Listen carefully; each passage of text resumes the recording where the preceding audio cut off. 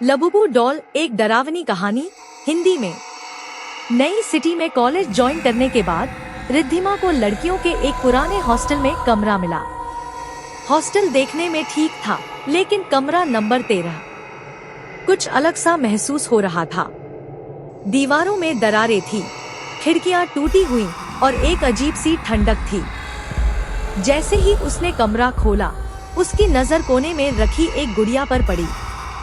गुड़िया, मगर वैसी नहीं जैसी आम तौर पर होती है। उसके लंबे खरगोश जैसे कान थे, सफेद उलझे बाल, फटी पुरानी सी ग्रे ड्रेस और दो बड़ी बड़ी काली आंखें जो एकटक घूर रही थी। उसका चेहरा लकड़ी जैसा टूटा हुआ था। रिद्धिमा थोड़ी घबराई, लेकिन सोचा शायद किसी पुराने रूममेट का सामान होगा। रात को बिस्तर पर लेटी ही थी कि खटखटाहट हुई। उसने ध्यान नहीं दिया। कुछ देर बाद फिर वही आवाज। इस बार जैसे कुछ फर्श पर रेंग रहा हो।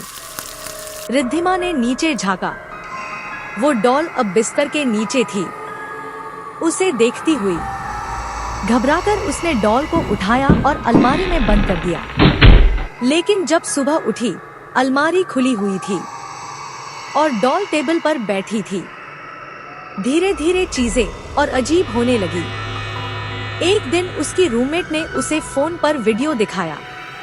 उस वीडियो में वही डॉल पीछे से रेंगते हुए आ रही थी और उसकी रूममेट चिल्ला रही थी। रिद्धिमा अब बहुत डर चुकी थी। उसने उस डॉल को उठाया और हॉस्टल के पिछवाड़े बने पुराने आग के गड्ढे में फेंक दिया। डॉल जलने लगी, लेकिन उसका चेहरा नहीं बदला।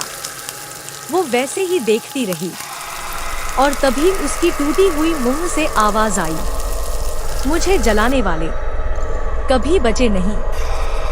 रिद्धिमा की चीख गूंज उठी। अगली सुबह जब हॉस्टल की वार्डन कमरे में गई, रिद्धिमा वहां नहीं थी।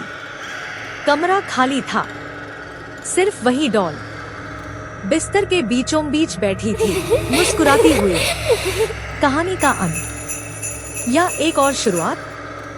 कुछ दिनों बाद एक नई लड़की को वही कमरा मिला। उसने जैसे ही बिस्तर के नीचे देखा, लबुबू डॉल फिर से वहां थी, तुम्हारे लिए तैयार।